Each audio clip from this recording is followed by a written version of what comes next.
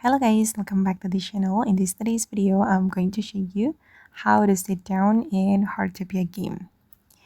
Okay, let's get into it guys. If you want to sit down in the Heartopia, you need to have the sit down pose or sit down action, and you can unlock the action by purchasing it from Annie's store. Well, let me close the sit down pose first.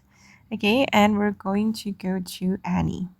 She's at the central square, so we're going to track her and visiting her store. Okay, wait.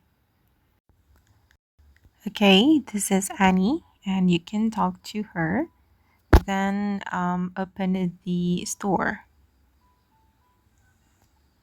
Okay, I'm going to open the store.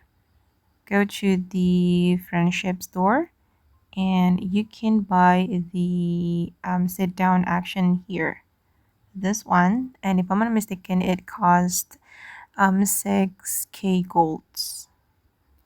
Okay guys, and that's how we can sit down in Heartopia game. I hope this video will be useful for you. Thank you so much for watching, and if you found this tutorial useful, don't forget to like, comment, share, and also subscribe to this channel. Bye.